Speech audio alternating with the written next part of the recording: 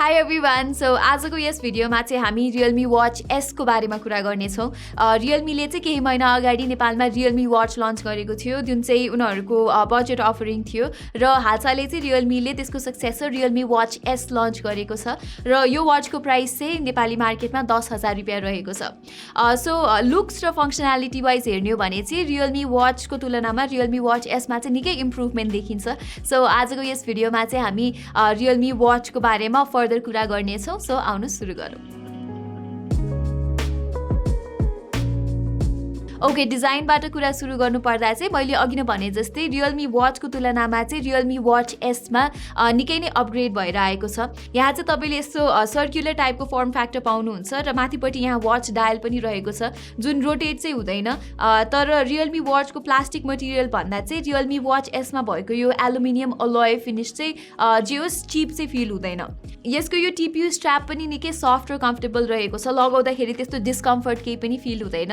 र बाहिरतिर चाहिँ यो स्ट्र्याप चाहिँ डिफ्रेन्ट कलर अप्सन्समा पनि अभाइलेबल छ, तर स्याडली नेपालमा चाहिँ यही ब्ल्याकवाला भेरिएन्ट मात्रै रहेको छ। एनिवे यहाँ चाहिँ वाच अपरेट गर्नको लागि दुईवटा बटन दिएको छ। माथि भएको बटन चाहिँ होम र ब्याक बटन दुइटै हो र यसले चाहिँ मेन्यु स्क्रिनलाई पनि लन्च गर्छ र यो तलपट्टि भएको बटन चाहिँ एक्सर्साइज मेन्युको लागि सर्टकट हो। र रियलमी वाचको तुलनामा चाहिँ रियलमी वाच एसमा भएका यी बटन्सहरूको फिडब्याक चाहिँ चित्त बुझ्दो र ट्याक्टाइल रहेको छ। ओके, अब चाहिँ डिस्प्लेको बारेमा कुरा गरौँ र रियलमी वाचसित कम्पेयर गर्ने हो भने चाहिँ रियलमी वाच एसको डिस्प्लेमा निकै नै इम्प्रुभमेन्ट भएर आएको छ।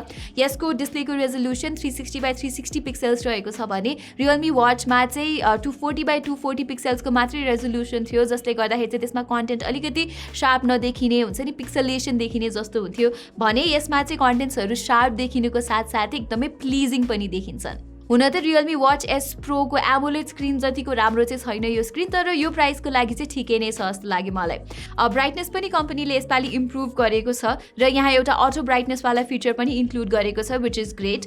लाइकवाइज रियलमीले चाहिँ यहाँ पहिलाभन्दा अलिकति बढी वाच फेसेसको अप्सन पनि दिएको छ र कुनै कुनै अप्सन त एकदमै राम्रो पनि लाग्यो मलाई। तर यदि तपाईँहरूलाई यहाँ रहेको इनबिल्ट वाच फेसेसहरू चाहिँ त्यस्तो खासै मन परेन भने चाहिँ तपाईँले आफै कस्टमाइज गरेर आफूले चाहे अनुसारको वाच फेस पनि यहाँ राख्न सक्नुहुन्छ। अब रियलमी वाच एसको डिस्प्लेको बारेमा मैले राम्रो कुरा त भनिहालेँ, तर एउटा अलिक चित्त नबुझेको कुरा चाहिँ यसको स्क्रिनको रिस्पोन्स चाहिँ अलिकति स्लो नै छ रियलमी वाच जस्तै।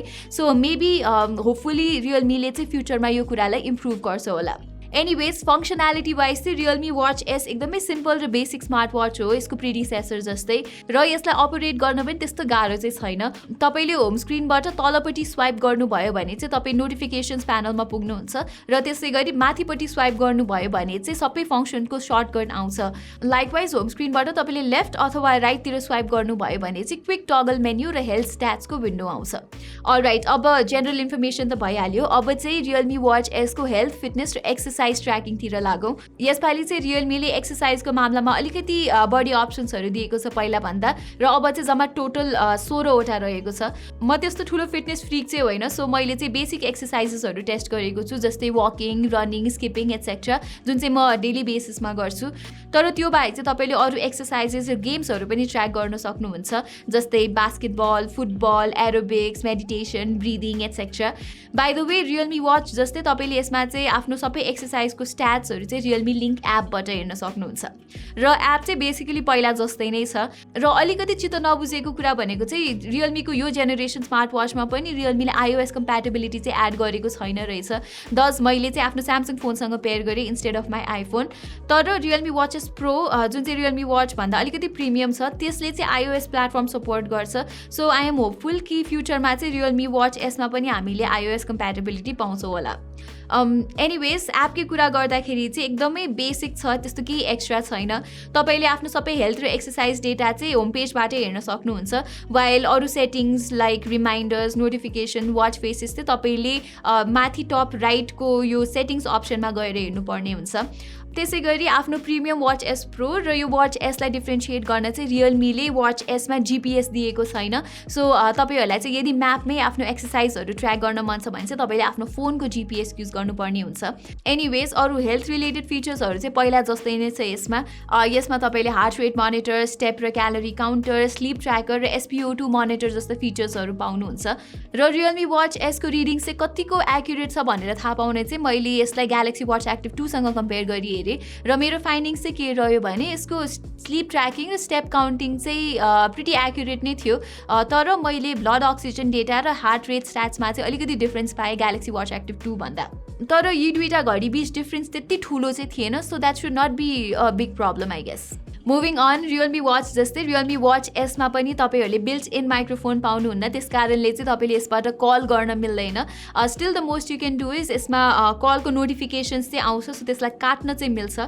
त्यसै गरी अरू नोटिफिकेसन्सहरू जस्तै मेसेजेसहरू यसमा रिसिभ चाहिँ हुन्छ, तर त्यो पनि नन एक्सनेबल हो, सो डिसमिस मात्रै गर्न मिल्छ यसबाट।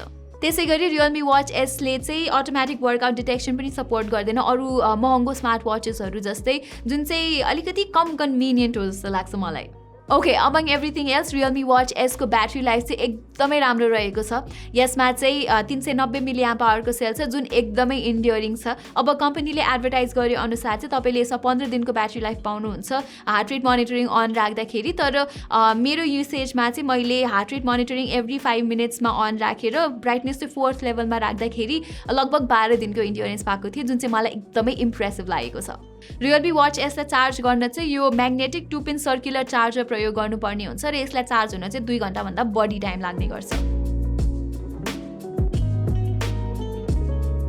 अल इन अल नेपालमा बजेट स्मार्ट वाचेसहरूको सेगमेन्टमा त्यति धेरै अप्सन्सहरू छैन र भएको अप्सन्सहरूमध्ये चाहिँ मलाई रियलमी वाच एस एउटा राम्रो बजेट अफरिङ हो जस्तो लाग्छ। अब यसमा चाहिँ यसको प्रिभियस जेनेरेसन रियलमी वाच भन्दा निकै इम्प्रुभमेन्ट रहेको छ डिस्प्लेको मामलामा, डिजाइन, त्यसै गरी फङ्सनालिटिजहरू हेर्दा पनि। र यही प्राइसमा आउने अर्को टिक वाच GTX भन्दा पनि यसको डिस्प्ले चाहिँ निकै बेटर भएको पाएँ मैले। एज अ रिजल्ट मलाई चाहिँ रियलमीको यो वाच एस निकै worth it budget smart watch हो जस्तो लाग्छ। ह्याभिङ सेड द्याट यसमा अलिकति सर्ट कमिङ्सहरू चाहिँ छन्, जस्तै यसको एप iOS प्लेटफर्ममा अभाइलेबल छैन र मेबी कम्पनीले चाहिँ अलिकति यसको एपलाई रिफाइन गर्यो भने चाहिँ युजर्सहरूले अझै बेटर युजर एक्सपिरियन्स पाउँछन्। त्यसै गरी रियलमीले चाहिँ मेबी कोर फिटनेस ट्र्याकिङको मामलामा चाहिँ अटोमेटिक वर्कआउट डिटेक्सन जस्तो अप्सनहरू प्रोभाइड गर्यो भने चाहिँ अझै बेटर हुन्छ यसको एक्सपिरियन्स। सो यही नै थियो हाम्रो रियलमी वाच एसको रिभ्यू। तपाईँहरूको विचारमा नेपालमा चाहिँ बजेट स्मार्ट वाचेसहरूको सेगमेन्टमा बेस्ट बजेट स्मार्ट वाच कुन हो त? तल कमेन्ट्समा हामीलाई यो क्वेसनको आन्सर भन्न नबिर्सिनु होला र अरू कुनै जिज्ञासा छ भने पनि तल कमेन्ट सेक्सनमा भन्नु होला। अहिलेको लागि चाहिँ यति नै, धन्यवाद।